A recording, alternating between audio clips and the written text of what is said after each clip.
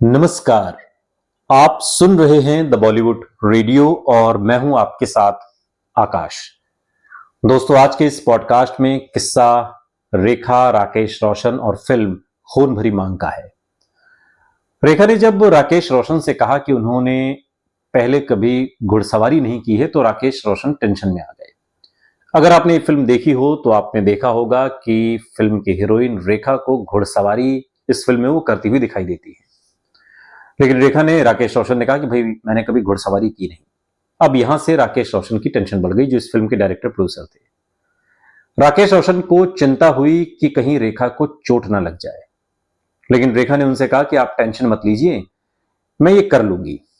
और उसके बाद रेखा घोड़े पर सवार हुई और ऐसे सवार हुई जैसे वो कोई ट्रेंड घुड़सवार हो। राकेश रोशन को डर लग रहा था, उन्हें लग रहा था कि रेखा कहीं गिर ना जाए, लेकिन रेखा सरपट घोड़ा दौड़ाने लगी।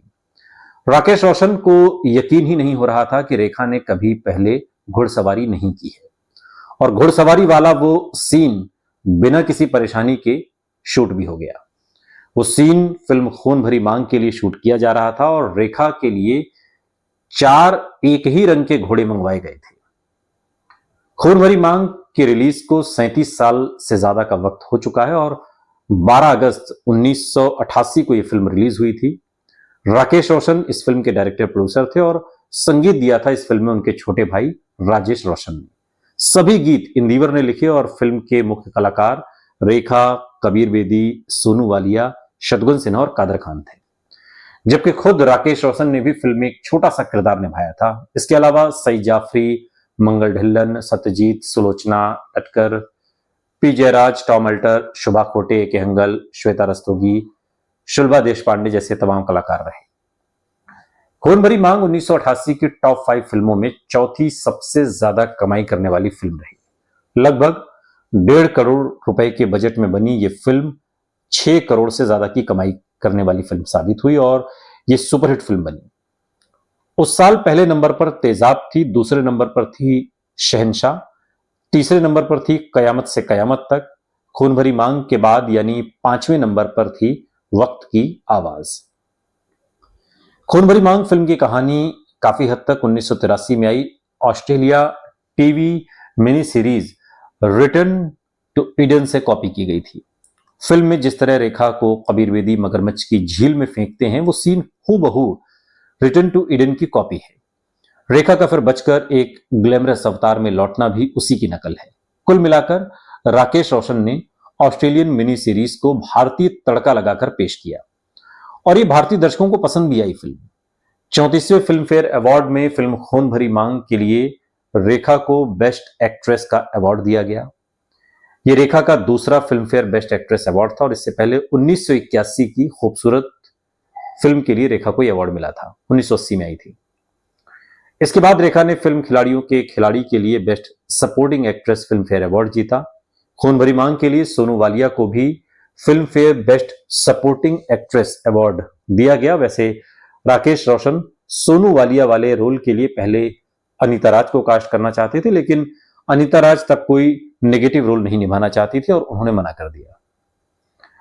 राकेश रोशन ने एक इंटरव्यू में कहा था कि जब इस फिल्म की स्क्रिप्ट वो लिख रहे थे तब उन्होंने रेखा को ध्यान में रखकर ही ये कहानी लिखी थी, किसी और एक्ट्रेस का उन्होंने तस्वुर ही नहीं किया। रेखा को जब उन्होंने एक स्क्रिप्ट पढ़ने के लिए दी तो रेखा भी उससे काफी प्रभावित हुई और उन्होंने बिना देर किए वो रोल निभाने की हामी भर दी। फिल्म में कबीर बेदी ने संजय वर्मा का किरदार निभाया और राकेश रोशन पहले इस रोल के लिए दीपक पाराशर को लेना चाहते थे, लेकिन रेखा ने उन्हें कबीर बेदी का नाम सुझाया और उन्होंने कबीर बेदी को यह फिल्म ऑफर की। पहले तो कबीर बेदी ने इस फिल्म में काम करने से मना कर दिया, लेकिन बाद में कहानी में कुछ बदलावों की शर्त के साथ वो इसमें काम करने को तैयार हुए। बतौर डायरेक्टर राकेश रोशन की ये दूसरी फिल्म थी खून भरी मांग और इस फिल्म से ठीक 1 साल पहले राकेश रोशन की पहली डायरेक्टोरियल फिल्म खुदगर्ज रिलीज हुई थी और खुदगर्ज ने भी एक शानदार प्रदर्शन किया था। कहा तो यह भी जाता है कि शत्रुघ्न सिन्हा और रेखा ने इस फिल्म में साथ में काम जरूर किया, लेकिन पर्सनली उनके रिश्ते उस वक्त एक दूसरे के लिए बहुत अच्छे नहीं थे। सीन खत्म होने के बाद दोनों एक दूसरे से बात तक नहीं करते थे। राकेश रोशन ने दोनों का पैचअप कराने की कोशिश की, लेकिन कोई फायदा नहीं हुआ और दोनों किसी पुरानी बात को लेकर एक दूसरे से खफा थे।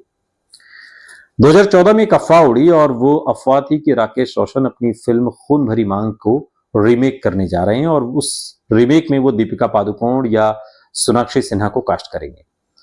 लेकिन 2017 में राकेश रोशन ने खुद क्लेरिफाई किया कि न तो वो खून भरी मांग का रीमेक करेंगे और न ही किसी और को इसे रीमेक करने के राइट सेल करेंगे।